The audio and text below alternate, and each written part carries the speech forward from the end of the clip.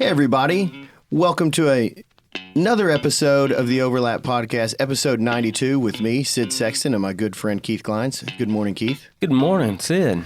Hey, this is a podcast we're doing that we've been trying to make happen for a little while. He's been on the list, and you know, it's finally happened. We've got our good friend Ross Sykes here, and Keith is going to do the introduction because I might tear up a little bit. Man, Ross, longtime advertiser for us. A long-time advertiser, got in long-time right when we friend. started, a longtime friend. You were just talking about we started working out together when we were in a garage. Yeah, a garage space with like a separator, some sort of cyclone fence with like black paper over it so you couldn't see from one side to the other. It didn't even have a bathroom. No, and now I'm going to talk about like we got a fancy gym and Ross don't come anymore. So I'm getting on his ass about that. I'll be real honest with you. There is that. Yeah, so we're going to have to get him back.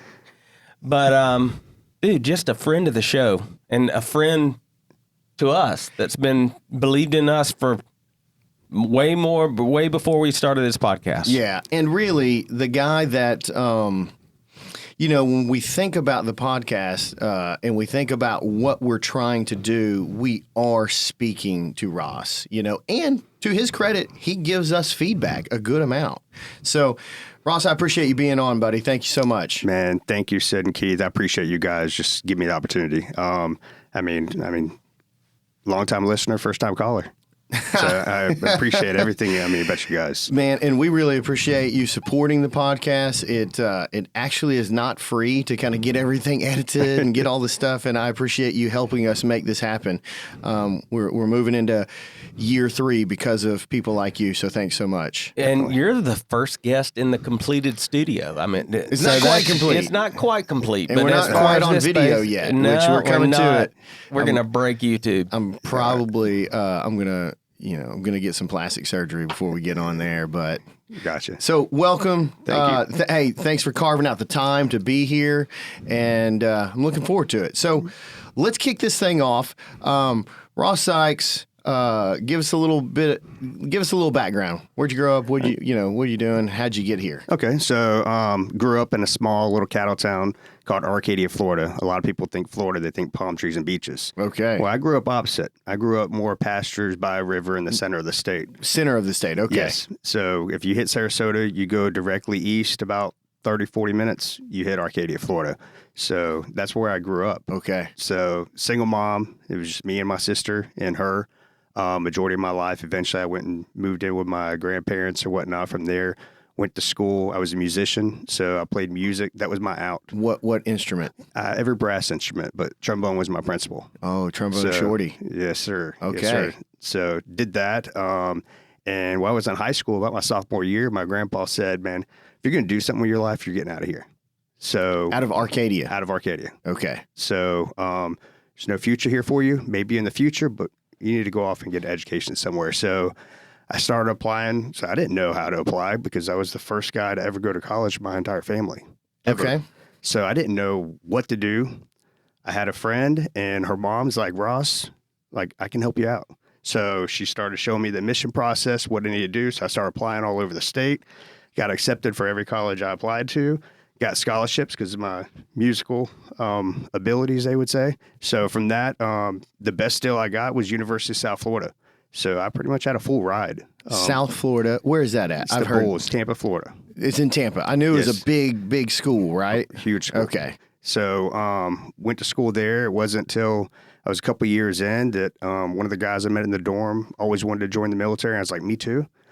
So we actually signed up the same day.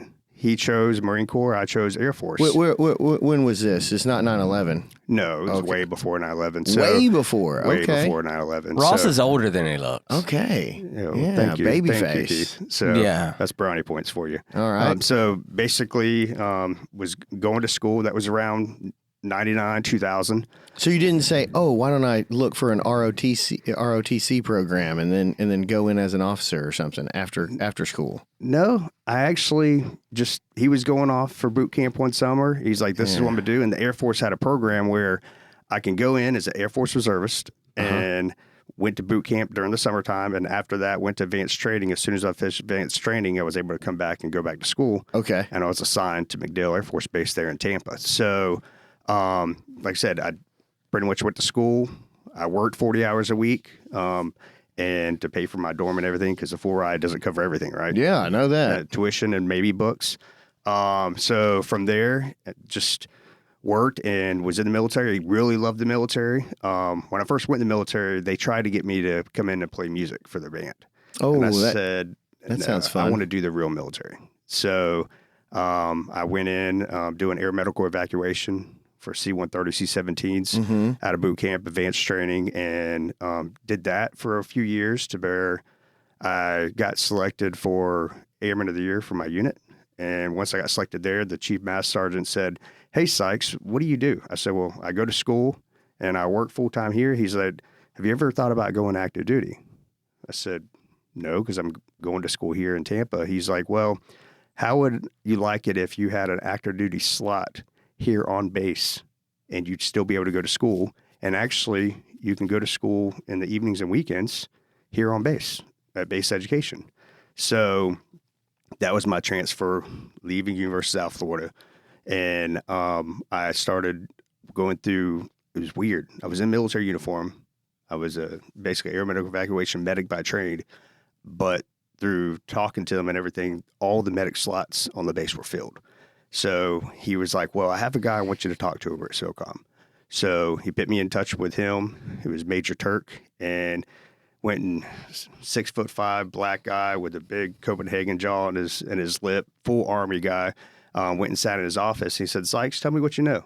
And I said, "Well, medic." He's like, "Well, SOCOM clinic, medic clinic's full, so I don't have any slots for you there or whatnot." He said, "What else can you do?" I said, "I can build and fix computers," because my buddy did it in college, so I learned everything by watching him. So put me in the PC maintenance department for about 6 months.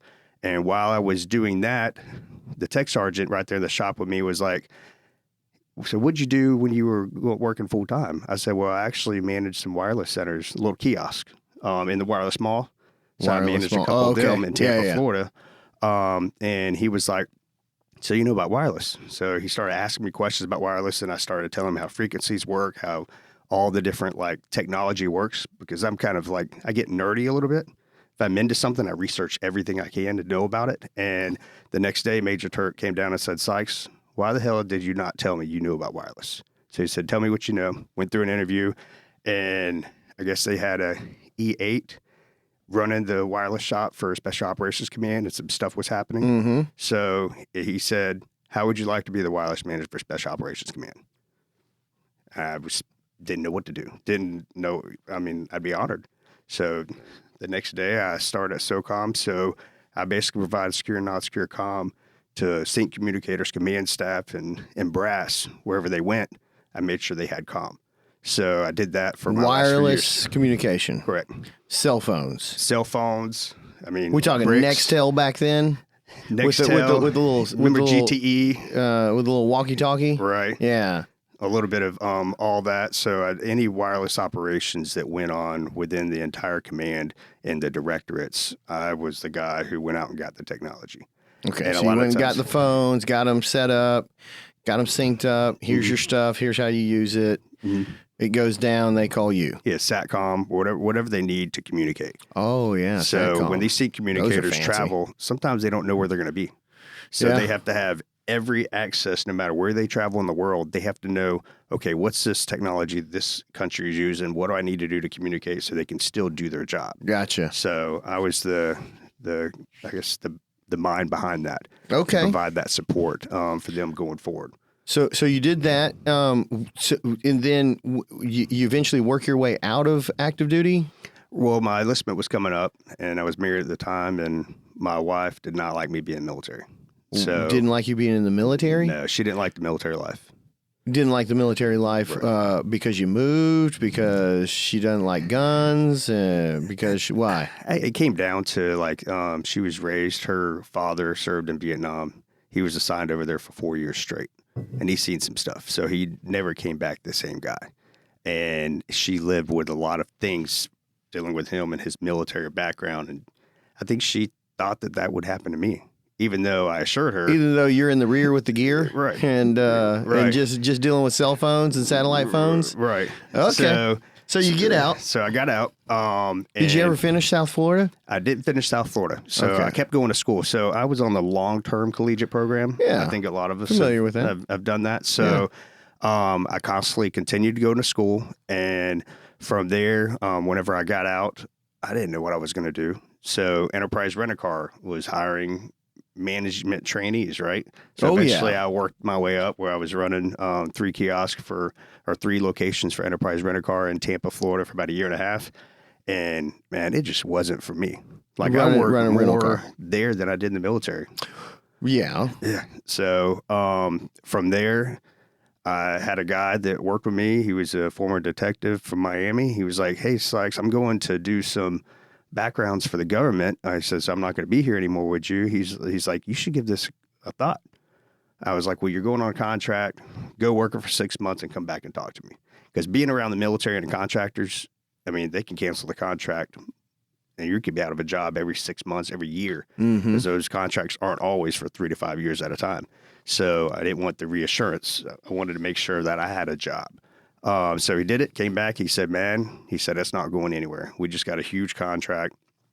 So I applied, went through all the background investigations, all the interviews and everything, and got offered a position to work for a contractor. And I was assigned to MacDill. So I was around all my people. I was around on the military base just wearing Contractor suit and clothes, tie, yeah. contractor wise. And did that, people don't know what they don't know, right? I don't know a lot of things sometimes, but I found out, like, if you're around the certain people, you're going to learn from them and know what you need to know to move forward. Yeah. So they said, This is a thread we're gonna tug on as we keep moving forward in your story here. right. As I know some of it. So basically, what I did next is they said, "Your prior service, you did really well. You know how to talk to brass. Have you ever thought about being a federal agent?" I said, "Well, what do I have to do?" So I started researching it, went ahead and filled my resume, did everything I needed to, and applied for every background investigator position that the government offered throughout the entire United States, because I was willing to do whatever. I just finished a divorce during that time, actually. Okay. Because she was like, "I'm not leaving Tampa." Yeah. So I was like, "If you're with me, I want you with me." So, and she wasn't willing. So we had an amicable divorce, if there's a such thing. Sure. Still talk to her mom and dad today. Great people, great family. So from there, I got offered a position in Miami. And like a week later, I got offered a position for Fort Hood.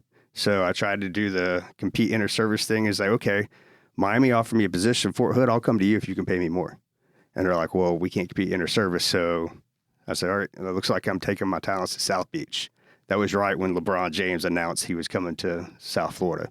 So I got assigned to So you and LeBron went to South Florida the same time. Yes. I mean, I see a lot of. That's probably why LeBron went there. Yeah, I see a lot of similarities Me between too. Ross and LeBron. Me too. There could be. So Just natural talent. just natural. Yeah. So basically went there and basically did investigations. Investigations like background checks, like National security clearance. Okay. So Yeah, all the that's what I background was looking checks, at. talking to people, pulling records, pulling passenger activity reports, pulling credit reports, pulling fencing reports, and finding out everything Ross about a would person. never approve you or I. he would not. We would never pass one of those. That's I subjective. did get a TSA pre-check, and I love it. It makes going through security so much easier. I don't have to take my shoes off. I don't have to stand in that long line. Oh, good. You passed. I did. But there's they only look back 7 years, I think. Oh, Something good. like So you're that. good. I'm good to go. So you had to wait for that 7-year mark. I did. So, Right about 7 years. All right. So Miami happens. How do you end up in South Alabama? so there was a kind of a Bermuda Triangle type switch. Oh, okay. I love a Bermuda Triangle. I was in Miami. There was a person that was in Pensacola, and there was a person in North Carolina. The North Carolina person wanted to move to Miami, and the person from Because he here, likes to pay higher rent, or he loves the Military. clubs. Yeah, or, it's or the food. It could be the food too. okay. So He wanted a Cuban sandwich. exactly. Okay. So he moved to. I do love a Cuban sandwich. Oh, I love a Cuban I kind of want Cuban. some pork and mustard right now. Yes, it's really good. Yeah. So from Miami, I took a position here, and the person here went to North Carolina. So I came on here, and I was doing investigations initially for Pensacola, Corey Station, NAS, Whitingfield. Okay. And the guy for Mobile announced his retirement. Well, I knew Mobile, I knew the Baldwin County market, I knew Escambia County, Washington County, because I did investigations as a filler sometimes over here to help out the field office. And they said, well, if you want Mobile, it's yours. So that's what brought me here.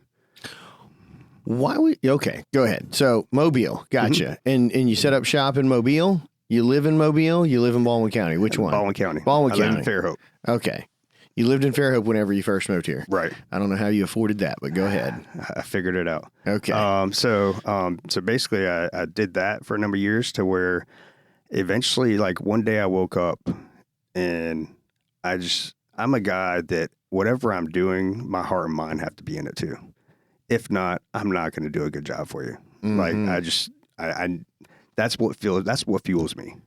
So through that, I actually took my first leap of faith in life. I prayed about it for like 4 months and was like, okay, God, where do you want me to go? What do I need to do? And, sometimes when you ask, you want answers right then. It's all about timing. And I find, though, that most of the time you don't get them right then. No, you don't. You get them whenever you're supposed to get them. So from there, resigned from the federal government and didn't know what I was going to do. Federal government via contractor? I was a federal agent. Federal agent? So you weren't working for a contractor. You worked... No. When I moved to Miami, that was taking a federal agent position. Oh, okay. Sorry. Thank you. So basically I resigned, and my friends, my family, my coworkers, my supervisor agent in charge out of Pensacola said, Ross, you're making a mistake. People don't resign from the federal government. And I told her, I said, my heart's not in it. Yeah, they want you to be sucked into the safety and the comfort of, we're the government, we're here to help. You know, that whole thing. Right. So I started finding out, like, hey, Ross, what's next? So I started talking to different people that did different type of professions, and a guy that I knew did mortgages, and I was at an event, and he was like, so what do you do? I said, well, I don't do anything right now. I'm trying to figure out, like, what do I want to do? So for that, he's like, man, you talk to everybody, and you know a lot of people here, and I didn't know anybody.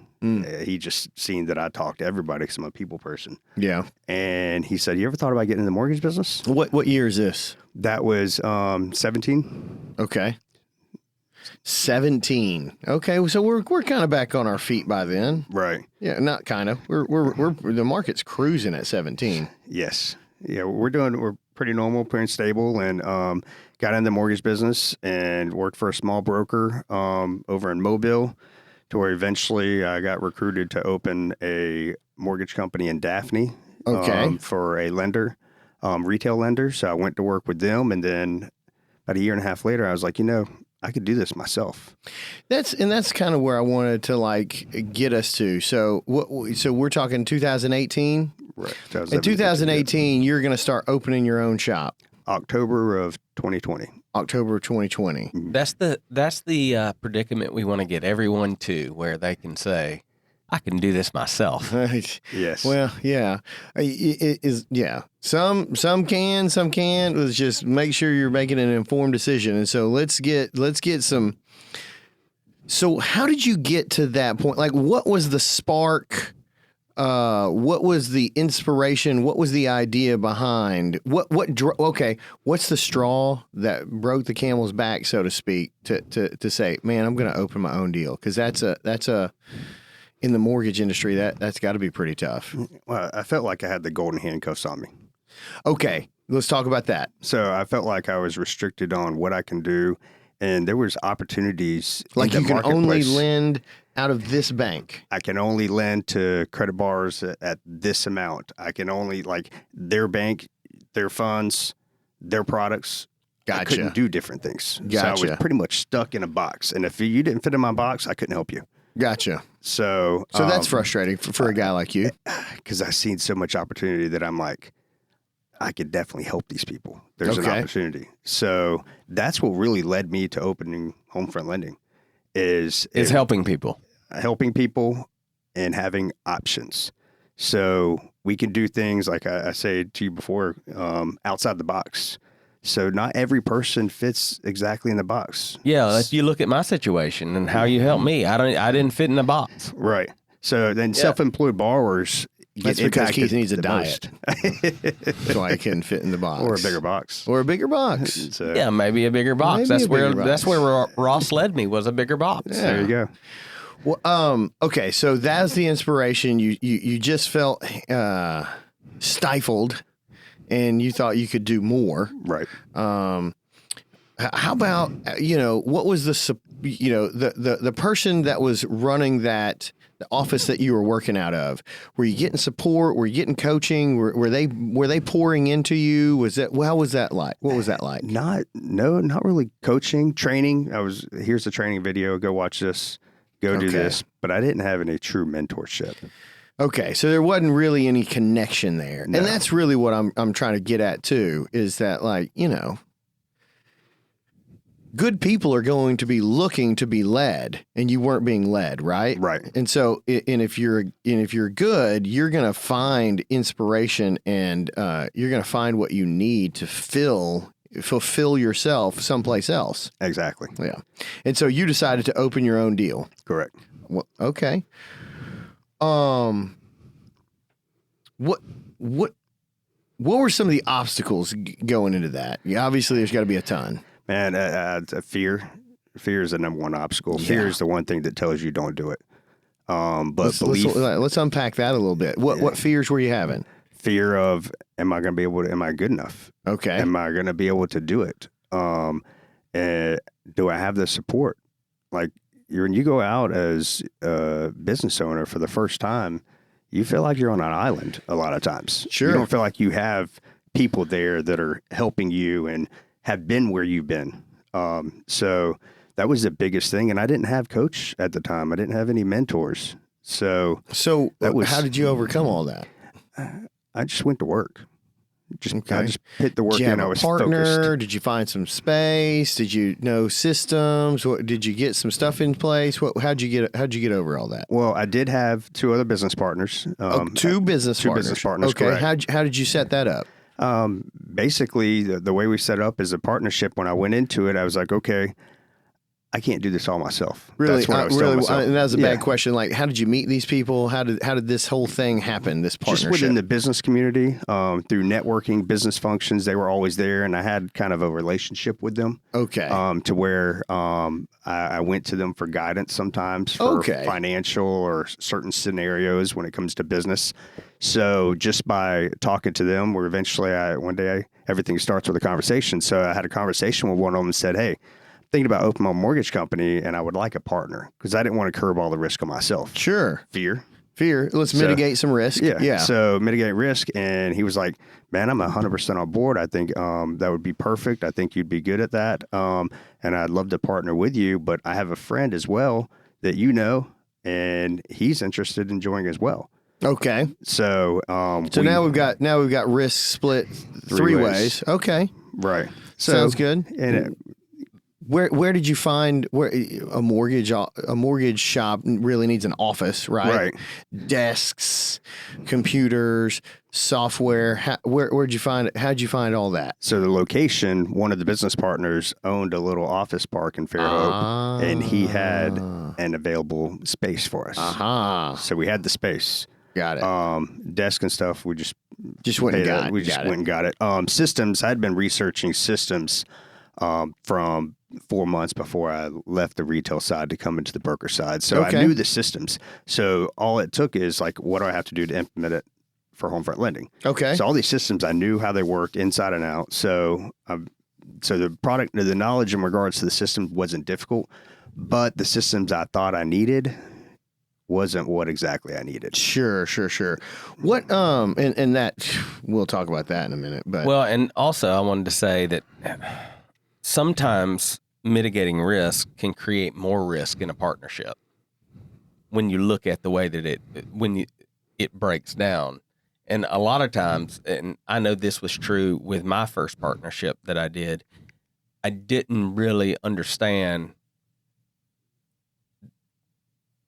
what I needed to be as a partner and what I needed as a partner either. And so anytime you go into a partnership, I think you need to look at that, because what they may bring to the table may really create more risk when it comes to growth. Right. And that, I think when you're going into it's my first time ever going into a partnership. Mm-hmm. So we liked each other, we trusted each other. So let's go into business together. Yeah. What could There go was wrong? some air. Yeah. What could go wrong? So through that, it just, And again, you don't know what you don't know. you don't know what you don't know. So it Because was. you're really going into a marriage. Yes. Yeah. Ross loves a marriage. I do love a marriage. Okay. So I do too. I've had a couple. Yeah. So how do you, how long did it take for you to get up and running? So I got up and running within like 2 months. 2 months. Mm-hmm. What did you do for income for 2 months? Well, I couldn't do anything. So What is it? Okay. the Tell me about that. the great state of Alabama and a lot of states are set up like this. Whenever you're going from being a mortgage loan originator, you have a license, right? Right? To be a broker, you have to get a mortgage broker license. Okay. So you have to apply through the mortgage state banking department, right? Fair enough. For that. Yep. So when you apply, I mean, it was during COVID too. Oh, So good times. when all that was going on, short staff, and everything like that, I was out of a job for 50 days. Okay. So for 50 days, I had 50 days to set up the business and get everything going because I knew there was no reason why they would not approve me as a broker. So I went ahead and leaned in and started implementing. So when we opened day one, we were ready to start helping people get into some mortgages. Well, good deal. So you had to get over fear. You mitigated the risk and kind of helped overcome the fear by getting some partners and getting some help with that. What else did you have to overcome? Really finding the right relationships from lenders. So whenever you open a shop, you have all these different lenders coming to you. Say, Okay. sign up with me this, do this, I can do this, I can do that. Underwriting is great. Well, it's not until you start using these lenders that you really find out their strengths. Because people in business, when you're dealing business with other professionals, they don't always tell you what they're not good at. They're going to tell you what they're good at. Gotcha. But is it always true? Sometimes you got to figure it out on your own. So some of this is just education a little bit. Right. Okay. Because what happens with, I'm sure with partnerships like that is the same as me having to go out and find contractors. The relationships with the contractors make me or break me. Right. Even though they don't work directly for me, they are partners in a way. Also. Very true. And I mean, they're the catalyst. Sometimes the contractors are the people you depend on to do your mission, to fulfill what you need to do at the end of the day. If they're not completely on board with you, you don't get anywhere. Gotcha. And I did not want to ruin my reputation. Okay, so you would have a client come in looking to get a loan. You would go to a specific lender. That lender just wasn't good at this type of loan, and you'd have to fight through that and then learn your lesson. Like, ooh, next time I've got someone like this, I'm going to try this other lender. Right. I'm going to start asking a few more questions now that I'm getting into this. Like, hey, Right. How are you? Okay, gotcha. So to where eventually we had a catalyst of lenders that do what they say they're going to do. And I always... Oh, okay. So you just had to cull them out Yeah. and kind of and filter through. Yeah. And I didn't want to bring on a lender just to bring on a lender. I wanted to make sure it made sense that we were going to use them versus just to say, hey, I have another lender. Gotcha. So that's where that went. What other education obstacles or things did you have to overcome or reach out and find? What was helpful starting your business? The financial aspect.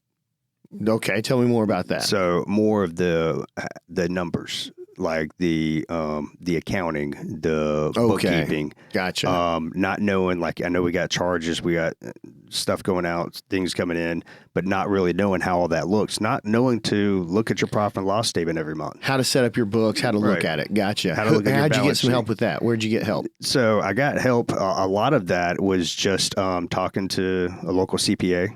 Okay. As well as talking to a bookkeeper that has been amazing. She's incredible. That's good. So it's helped me learn, and it helped me look at things from a different perspective. And honestly, guys, listen to your podcast. Uh-oh. So, right. But the podcast, you have some people that come on and have some talks. And Rick Miller, godsend, amazing guy. Yeah, super great guy. Yeah. So just listening to like Johnny Branco whenever he was on. Listen to Nathan Cox when he was on, and just listening to all these individuals that are, they're all business owners at the end of the day. Yeah, we all have a product and service, but numbers are the language of business, bro. Exactly. Yeah. So if you're going to own a business, you better get into it. Right. And listen to like when you guys mentioned profit first. Yeah. I never looked at that. I always thought, okay, after everything gets paid out, we look at the profit last. Right. You read that book? I have not read the book. God, you need to do that, dude. Yeah. I mean, even the concept is simple, and you can get some good traction on it, just like with the concept we talk about. But reading it, you fully understand it, and you can implement it way better, and you get a lot more out of it. We're talking about software and stuff. Like, if you've got QuickBooks, but you only look at a P&L every once in a while, you're not really getting the most out of it. You can get cash flow predictors and statements and blah, blah, blah. But yeah. Okay, cool. So reaching out, you said building relationships with lenders, but it really sounds like one of the threads is getting you from the trailer in Arcadia, which I still don't know where that is in Florida. I don't even know where Sarasota is, but whatever. To where you are now has really been reaching out and asking for help and building relationships has kind of been a common thread through all of this. Yes. Is there anything else in the education department as you're starting your business from, would you say 2020? 2020 to now, so you're going into the third year, yeah? Mm-hmm. What else education-wise has been super helpful? I think education-wise, not just on business product knowledge, but education in regards to the art of conversation. Because a lot of times whenever you're in the mortgage environment or you're around people, and we have a team now, right? So how to have difficult conversations, but have them the right way. Okay. And that really comes down to having your lifeline. There's a great book called Crucial Conversations that really changed my world on that, Mm-hmm. So learning to do that, who did you learn that from? Or did you just had to buckle down and do it and figure it out? Well, I learned it from, I was doing some coaching before, and then Rick Miller, whenever he came into my life, and some of the conversations that we have, and he's helped me to look at things from a different perspective. Is like, when you have a team, every person is different. Every person is motivated differently. Sure. Everybody has certain wants and needs. And I think the conversations having whenever people are joining us, I don't want people to join us just to fill a seat. Mm-hmm. I want them to be a part of us because of what we're doing and what the impacts we're going to make, and looking at more of relationships over transactions.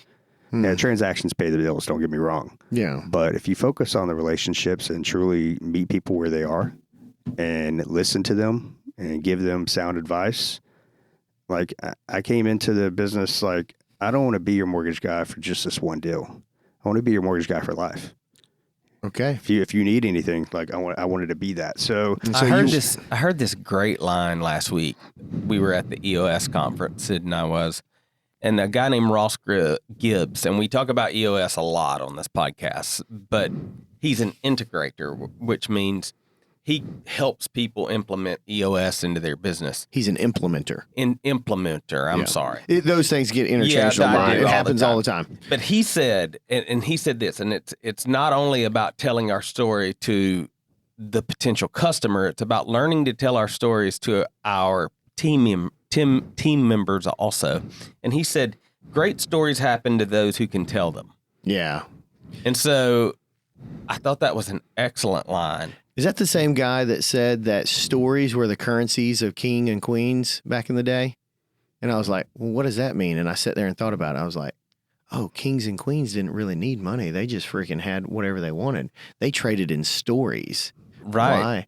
And then he kind of goes in to talk about it, cuts through data, it cuts through everything else. It inspires, it gets action, it creates culture. Is the story. And then he talked about, right after he said that, he said, you have to learn to flip the switch. And whatever team member needs their switch flipped. Yeah. You know, Get them lined back up with the story. and it's about the story you tell them. Yeah.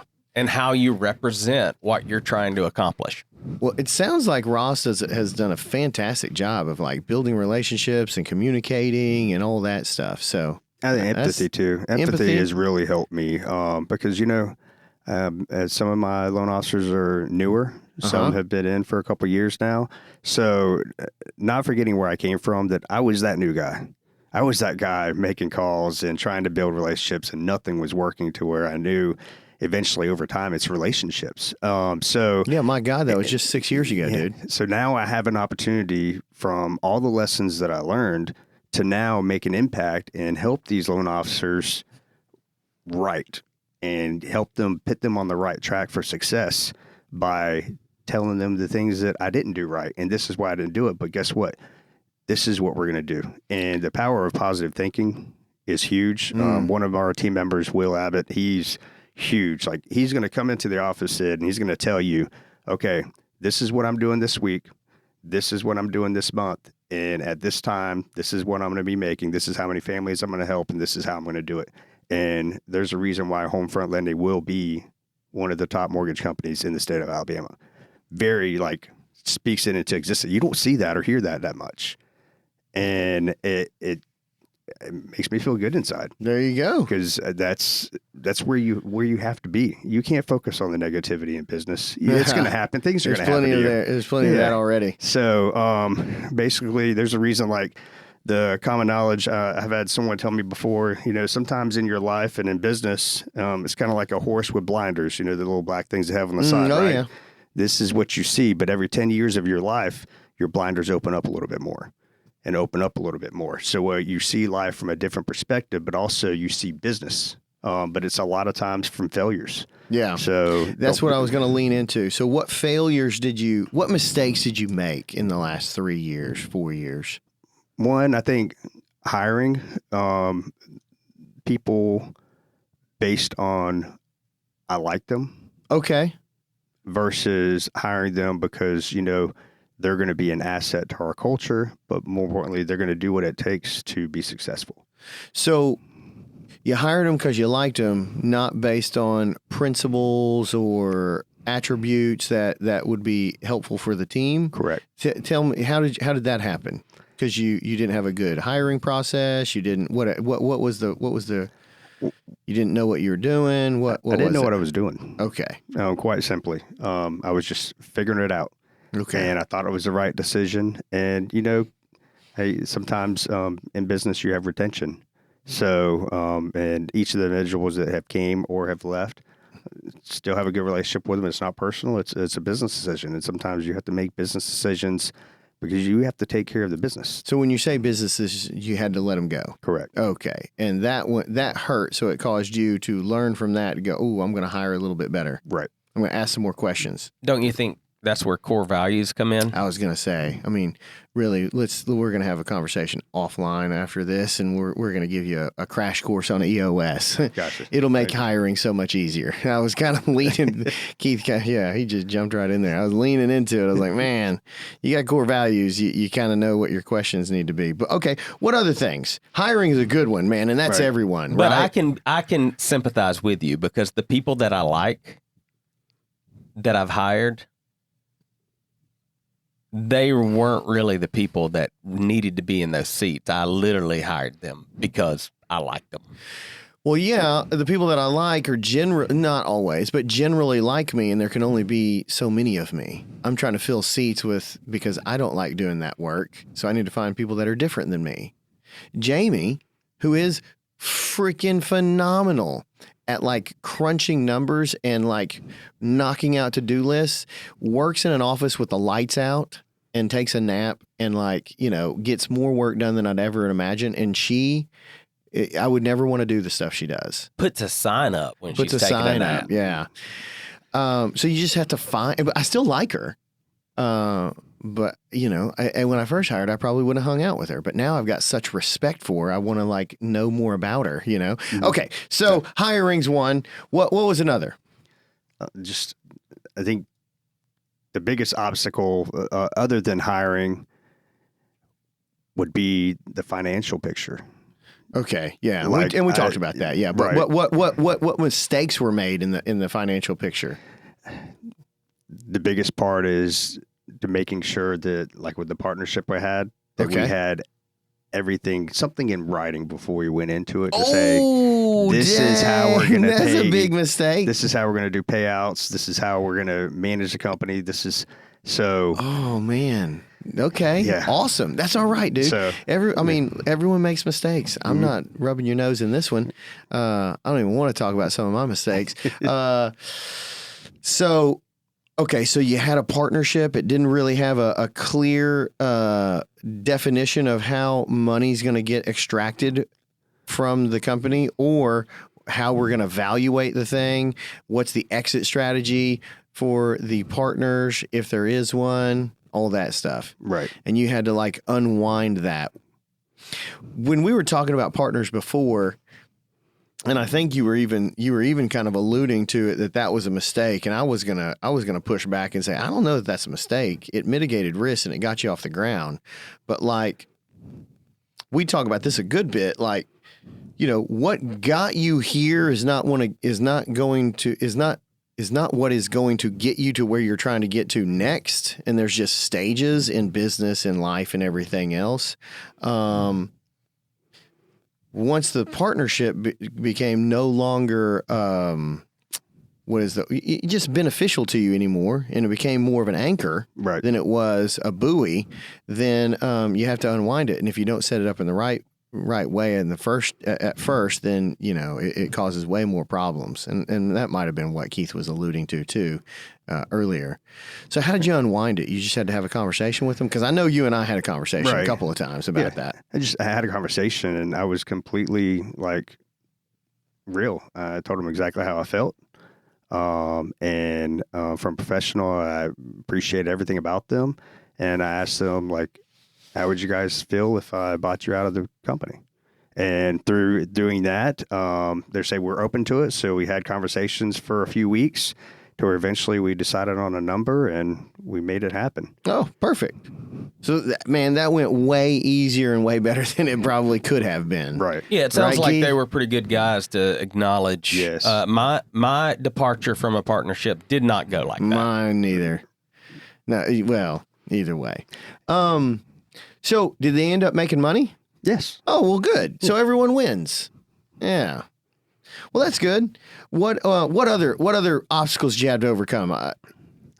Like in a mortgage deal, is it like systems? Is it computer software? Is it like what? With the systems and the software and everything, I knew all that. Okay. So it was more just the common business knowledge of being an entrepreneur now, and actually trying to find ways to, how are we going to steer this ship? Okay. And how are we going to continue on this path, but also continue to grow, but grow smart and try to minimize cost as much as possible? Because, you know, the one thing about my business is, you know, I'm controlled 100% by the market. Sure. So what the rates do, I have no control over. So whatever the Fed announces they're going to do with the rates, that has a direct impact. Whether people are going to be ready to buy homes or not, that's a big impact. So that's pretty much decides a lot of times. But I felt that, you know, as long as you're persistent and consistent in everything you do, and you continue to be hyper local, and we live in a pretty amazing place. So Yeah. I think we're kind of in a little bubble. Yeah. When it comes to costs, like people have recently been complaining about property taxes. You know, this is first world problems. Yeah. Go to Florida. You're going to pay a little bit more in property taxes than you pay here. Go to So Texas. Be appreciative. Way more property taxes. You know, I've never thought about that. But the product that you really sell, you're at the market's, like, you're at the market's mercy. So a lot of Right. times. I mean, if you look at the first 3 months of this year, it's changed 9 times. You still maintain the same margin roughly, right? Correct. On each deal, but it's just the price goes up, the interest rate goes up, and that sort of culls demand. And so you got to work a little harder to bring in more people that are actually buying homes at a higher interest rate. Right. Got it. And I think the word busy sometimes in business, I find myself use it a lot. Like when people like ask, "How are you doing?" I'm just busy. Well, I'm busy, but I could always use more business.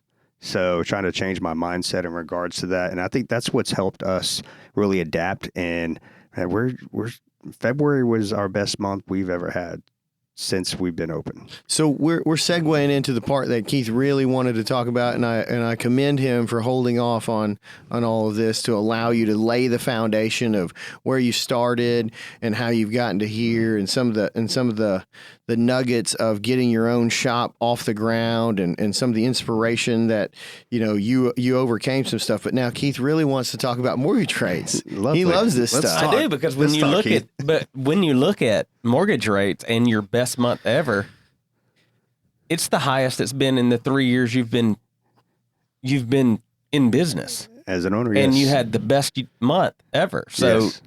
let's break that down. And so what does that look like for you? What do you attribute that to? Because if you look at it from a market perspective, you would think your business would drop. I 100% attribute it to the people I served. They tell everybody about me. If you see someone on social media looking for a mortgage, how many times do you see Ross Sykes or Homefront Lending? You know those people that are responding to that? Those are people that I've helped.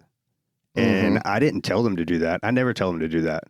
And whenever I see that, man, that just gives me like more fuel. Like, okay, let's go. Like, we're going to go harder. We're going to do more, and we're going to continue, because I think still where we are, I mean, this is just the beginning. Kind of like the CrossFit shop, right? Where you walked out and you had crushed concrete, right? And no bathroom. fans, no bathroom, like No freaking flooring. I believe Rig was a little loose. Yeah, everything happens for a reason, and you go through that sometimes. And I go through that because it's preparing me for something better. Okay. And to continue to believe that as long as you are willing to put in the work, I think it's the hardest working person in the room that wins. It's not always the person that is in the room that thinks they know everything. So That's what I attribute a lot of that to that. Everybody on the team, we're like family. We help each other when anytime someone's going through a deal where they're trying to make it work, right? That's where I get in. I really enjoy the strategy of how to create a deal. Like almost like the art of the deal. So, and I get in with the weeds with them, but I don't just go in and fix it for them. I have them right there with me and say, this is your one of your agents or whatever. Our loan what do you officers. call it? Loan officer. Thank you. So, with that, I'm in the weeds showing them, hey, this is where I've gone. Have you thought about this? So we all come together as a team and we have a team chat. So together, when someone's trying to get into a deal and it's more difficult, you don't have just one loan officer, one mortgage advisor helping you. You have the entire Homefront Lending team. We're in there making that deal work, and we will ride a deal into the ground. And I think that's what's really attributed our success, be able to do things that, your local banks can't do, that your average mortgage company can't do. Brokers are nimble. We are surviving this market, and right now, majority of the retail loan officers across the country, a huge shift is coming over into the broker community. They're leaving that security blanket and coming over to the broker space because our rates are better and we work on low overhead and we don't pass on costs to the client. And what do I mean by that? When you go to get a mortgage, right, there's fees that you're paying that you should not be paying. I call them BS fees. But if someone's in the market and they're paying a processing fee, an underwriting fee, origination fee, they shouldn't be. So I came into this market. I might not make as much off the deal, but I don't need to make as much off the deal. If I take care of this person, they're going to tell somebody else about me. And that's what I asked them. I was like, okay, at the end of the day, whenever we close, a day or two later, I'll call them and say, hey, I just want to tell you, thank you for the opportunity. Because of you, I'm able to put a roof over my kid's head. I'm able to make an impact with mortgage advisors because I want them to experience a life they never thought were possible. And what's one of the best ways to do it? By helping people where it hits most, by hitting them in the heart, but also giving them the education and feedback that they need to when it comes to make a decision that they feel confident that that was the best decision. Yeah, That's my soapbox. I can attest. Well, I can attest to that. Even working with you, I walked away from a deal the day I was supposed to close on a mortgage because of the hidden fees that I saw on the reconciliation. The day I was supposed to close on a mortgage, and I came to you and said, "Hey, I can't do that." And you were like, And one of the things that I think that's in your favor also is the honesty in which you approach the borrower with, because you were honest with me. You were like, it's going to take you another 45 days. Yeah, I have clients that I've actually denied their loan because they weren't. I didn't. The way I put it is, you're denied. It doesn't mean no forever. It's no right now. This is what we need to do. Let's get a plan in place and put you in a position to where you're going to be better off. And that segues into one of the questions Keith wants to answer is like, what does someone have to do to get ready, to be ready to get a mortgage, right, Keith? Yeah, that's what we were talking about absolutely, earlier. because it would have been nice to know going into a process, especially on a second home, when there were things that I needed to put in place that you kept coming back to me and saying, hey, where's this at? What's this that I was never told by other lenders? Right. This is what they're going to look at for you. And look at things from an underwriter's perspective. So underwriters in the industry, when it comes to working with mortgage advisors, there's always been a hate between each other. When I came into the business, I said, we need to form relationships to where we're going to help each other. We're on the same team. So these underwriters that we work with, I know them personally. I can pick up the phone and call them and say, I see what you did there. I see where you got that number. How'd you get that? Explain to me, like, help me learn. So coming from more of a perspective that I don't know it all. Nobody knows everything. So through that, that's really helped me in forming those relationships. So when the file comes through and they see Ross Sykes of Homefront Lending, hey, I know Ross, he's a good guy. Let's see what we can do. And we can have those conversations where a lot of times loan officers are just get me mad and not respond to the underwriter and just do their thing. So just get out of your own way. I think we have to do that in business sometimes. Ross Sykes builds relationships, even with underwriters, to help the client get the loan through. Yeah. Or even people have came to me and, people shop, right? Sure. I encourage everybody, when they're going for a mortgage, you don't have to just call one loan officer. Sure. Call multiple ones. See which one you have a good relationship with, but see what they have. See their product offerings. See what the rates are going to give you, right? So I've had people where I've lost a deal to another company, and they still refer business to me. And I didn't even earn their business, but I earned their respect, and I took time to listen to them and give them the information that they need to make the right decision. That's good stuff. What other questions did you have, Keith? I know one of the things, and we really kind of held off, but like interest rates now have kind of been a little crazy. We sort of touched on that a little bit, but you were saying before that they're basically back to normal rates. We got lulled into this. Yeah, 2%. Yeah, false economy, false idea that 3% interest rates were normal, and they're not. You're saying, right? No, they're not normal. Look at over the years, how often have you seen 3% rates across America? Well, I told you my first house in the 90s was 8. Well, right. and you and I we were talking before, the average over the last 30 years for mortgage rates is 7.75%. From 1971 until 2023, reaching an all-time high of 18.63% in October of 1981 and a record low of 2.65% in January of 2021. So 7.75 is the average over the last 30 years. That's pretty. So 6% interest is not terrible. No. So right now we're 5.5% below average. We're below average right now. Yeah. What are they right now? They're like right 6? now 6.25. 6.25. That's what we're seeing. We're seeing a lot of 6.25 for. So we're definitely deals. below average there. If that number that I got from, let me go back to it. Why is that not working? United States. This is tradingeconomics.com. So I don't know if that's legitimate. It sounds legitimate, but just a quick search. It doesn't seem out of whack too much. Bankrate.com says March 22nd it was 6.66%, but I don't like that number very much. Yeah. March 22nd? Yep. Well, it's April something. Yeah, rates have come down. Even whenever you see everybody media gets a hold of everything and makes it worse than what it sounds like sometimes. So when you see the Fed Reserve's raising by a quarter, right? Mm-hmm. If they're raising by a quarter, that's a quarter bips. You know what a BIPS is? I do not know what a BIPS. Help me teach us. understand. Great teacher. Basis points. So okay. if you went to apply for a mortgage and you qualify for a 6% rate, Federal Reserve says we're going to tomorrow launch and we're going to increase it a quarter. That 6% goes to 6.125 or 6.1. It's not huge. Yeah. So, but it's the fear associated with it that makes an impact and makes people worry. So, and one of the, it's a fear tactic as well to say, okay, but what I have noticed in the market over the last 6 months is people that are buying really want to buy.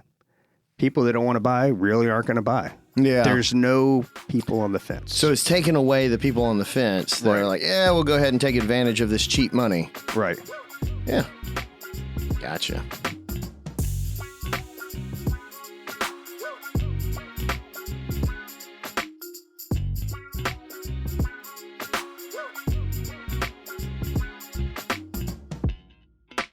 Let me tell you about one of our sponsors, Chris Drogmiller. He's with CMD Fencing. One, I really appreciate his support to the podcast. He listens to the podcast, but long before that, he has done several projects for me at my home, at our business, and the dude just does an awesome job. One of the things I really like about him is it's basically just him and someone that helps him. His attention to detail is phenomenal. The work is always high quality. If you've ever had a fence built, you know that the gate itself and how it opens and shuts is kind of the stamp of quality. It always works well. I've made him make some interesting kind of fencing where it's all horizontal. He had no problems with that, did a great job. And the guy is freaking awesome. He's easy to work with and he does a fantastic job. He's a firefighter. So, you know, he works 2 days on and 2 days off. So he comes in and knocks my project out on the days that he's off. And the dude's awesome. You can find him on our website, overlaplife.com. You can find him on Facebook, CMD Fencing. And let's see, his phone number is 901-484-5546. So if you need a fence, need some fence work, call Chris Drogmiller, CMD Fencing. Hey there. My good friend Steve Bousquet and his partner, Christine Era, the owners of Green Profit Academy, are super excited about a new product they've got coming out. If you didn't know, they're the authors of Profit First for the Lawn Care Business. And it's a book written by Christine Era. Steve plays a big role in sort of adding to that. But they've got that book. It's already out. But if you're an audiobook listener and you just learn better by listening, they've got the audio version coming out. And I think this is really cool. They've got Christine Era narrating the audiobook, and she does a really good job. I've heard some clips of it. It's pretty fantastic. And Mike Michalowicz, the original author of Profit First, he reads the foreword. And so they've got a book launch that's going to come out on their website, Green Profit Academy, and you should stay tuned for more information about that. They're going to have some giveaways. They're going to have some other special deals going on. But the book itself, the audio book, will come out September 12th. So please be on the lookout for that. And if you need some help with Profit First for your green industry business, please give them a call or look them up, Green Profit Academy. Thanks so much. Okay, guys, everyone knows if you're a business owner, a business leader, or you're just a person in the world needing help with accounting, you need a real partner. You need someone that's going to listen to you and not just plug numbers in to make their job easy to do your taxes. At least that's what I want. I've been through a lot of accountants in my life, and I have yet to find one even remotely as good as Johnny Baranko. He's the owner of Baranko and Associates, and he's the kind of guy that really doesn't manipulate your books to make his job easier. He really is trying to give you insights into your business or into your financial planning world. Whatever your goals are, he's there to help. And so I just encourage you to give him a call. Barranco and Associates, look him up online. It's barrancoandassociates.com and just see if he can help you. He really is the accountant that I recommend to everyone, even before he was a sponsor of the podcast. So please, if you need an accountant, just do yourself a favor and give him a call. Hey, I want to talk about my friend Ross Sykes at Homefront Lending. He's a mortgage broker that can help you find a home when you don't typically fit in the norm and get you financed. Reach out to Ross at hflend.com. He specializes in mortgage products for first-time homebuyers, veterans, and self-employed borrowers. They are in the business to serve you beyond the transaction. At Homefront, they are always honored to serve. hflend.com.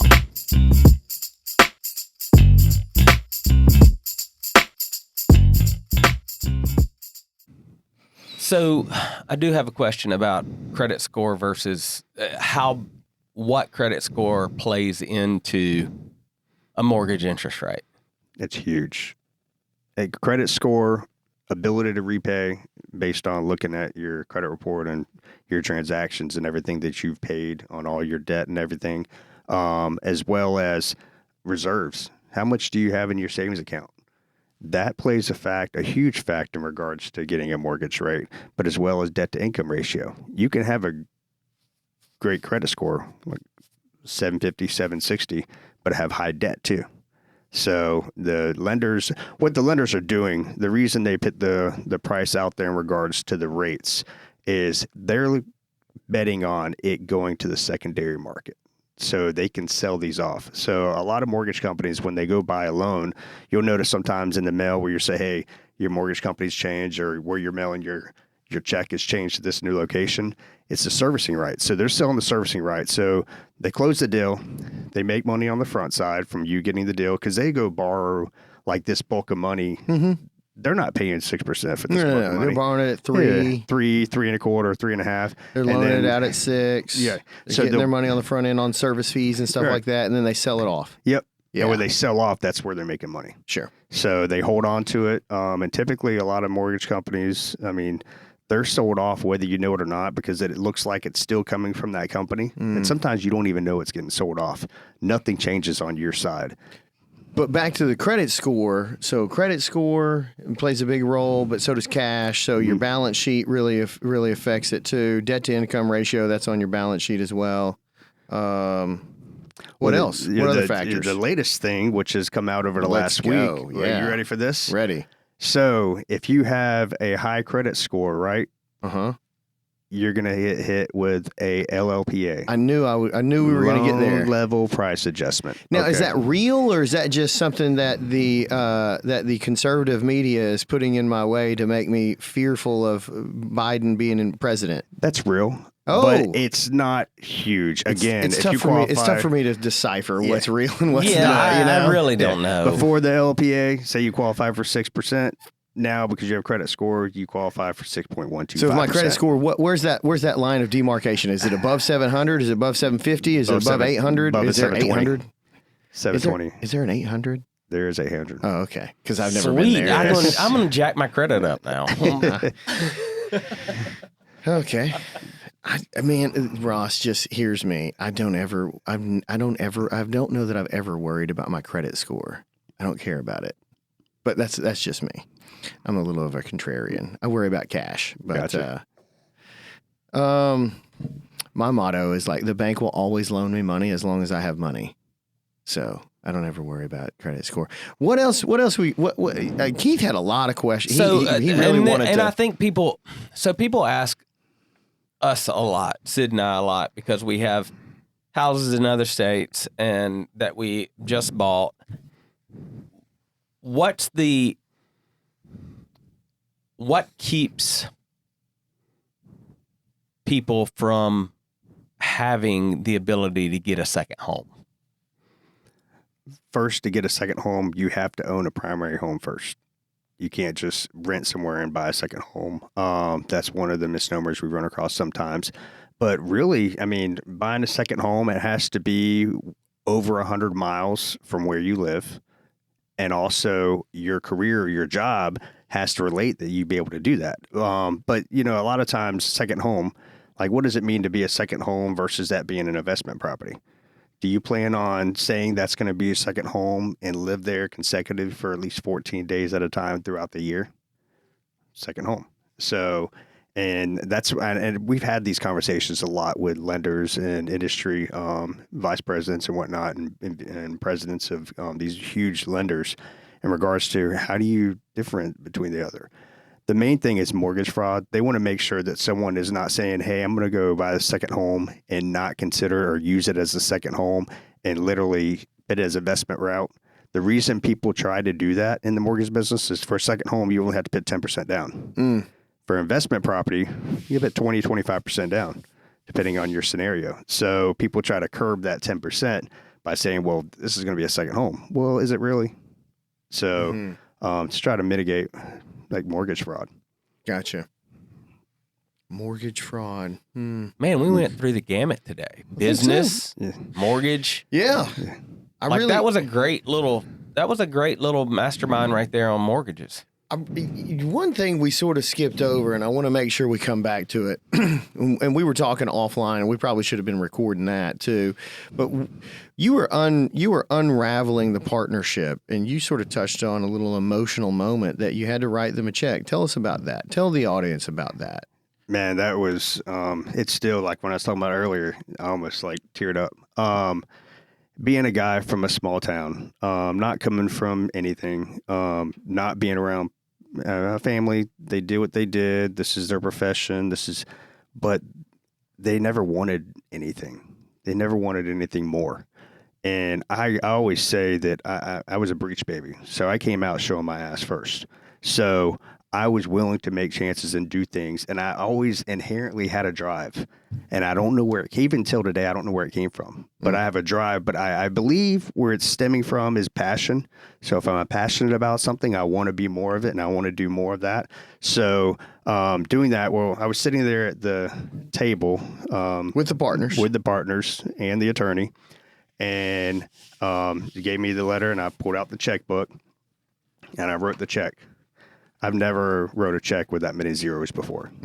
And instead of being feared or afraid or anything like that, right there when I penned and I signed my signature on the bottom right of that check, I said to myself that, you know, I get to do this. Like, I'm grateful. Like, from where I come from, I never thought being upset of all that money going out of your bank account, you were excited about it. I was excited that I was able to do that. I have arrived now that I'm able to be in a position that I can stroke a check of this magnitude and still move forward. Yeah, that's good stuff, man. I was really... That's good stuff. Well, I think that's as good a spot as any to end on with a bit of inspiration like that. And I do think you've painted a really clear picture for the audience. If I summarize this, of number one, you do a good job of asking for help. You've got humility where you're going, man, I'm just not the smartest guy in the room. So you're able to level up because your ego doesn't get in the way of you asking for help. Two, you genuinely build relationships by being a genuine guy. And you connect well with others. And then three, you've got a purpose of just, trying to help people, And I think that's for me, that's the thread that kind of creates the tapestry of Ross Sykes and the success you've seen, especially over the last 3 years or so. And I appreciate you being in my life. I appreciate you supporting the podcast, and I appreciate you being on today, man. Thank you, man. I appreciate both you guys. I was going to end it with this because you mentioned that you wanted to own your own thing, that you looked at your family and they didn't want anything. And I'm reading a book by Dr. Benjamin Hardy right now that's called 10X is Easier Than 2X. And one of the things he talks about is that as entrepreneurs, a lot of times we say we need, and we actually don't need. Yeah, I think no kidding. The ability to need means that it's required to live. And to be an entrepreneur and a business owner, we don't need to do that. We can absolutely go work for somebody else. But he writes this in his book. He said, to be free, you must first be completely honest with yourself. Be honest with yourself starts by admitting to yourself what you want. Not what you think you want, not what you think you need, but what you truly at your core want. Until you can admit and commit to what you want, then you're not free. And Ross Sykes seems like he's living a free life. He does. Oh, He's I'm a free enjoying man. all of life. And so it checked me a little bit because I find myself a lot saying, I need this. I don't really need it. Sometimes I don't need to eat. Yeah. No, I definitely don't. I don't need an ice cream. Right. But the entrepreneur life is about finding out what you want and not being ashamed to go after it. Because if you ask us what we need like shelter, food, and clothing. Yeah. Not much more than that. Yeah, listeners do need to listen to the podcast. Though. Yeah. That is a need. The Overlap podcast, you guys, I mean, I said it before, you guys speak to me. I'm that small business owner. I'm that guy. So I appreciate what you guys do. Man, thank you for that, dude. Thank you. Yeah, thank you. That's super. I mean, I'm still blown away. I tell Sid all the time that people would want to listen. And we thank you for being shouting us out all the time. It means so much to me, and quite frankly, it humbles me a lot, and I probably need that. So you don't just have your grandma listening to the podcast? No, I don't. Hey, Mom. I hadn't said hey, Mom in a while. My mother. We've definitely got more than 12 listeners now. I know. And man, you've been one of our biggest supporters. I appreciate it. Thanks for being on, dude. Thank you. Thanks for everything. I And appreciate so, it. how does people find you? Yeah, Best way to reach out to me is hflend.com, or you can call me on my cell, 251-509-7791, or come see us. We're right across Billy's Grill at the new white buildings they built right on Highway 181. Oh, yeah. So we just had our grand opening. So come see us, join us. And if I'm a connector in life, so if there's ever anything I can help you out with, whether it's mortgages or not, if I can't help you, I might know a guy or girl that can. And his stuff is on our website. Yeah, you can go to overlaplife.com and click on sponsors, and his link's right there. Yeah. Thanks again, man. Really appreciate you being here. Keith, anything else? Nope, I'm out. All right. Peace. Peace.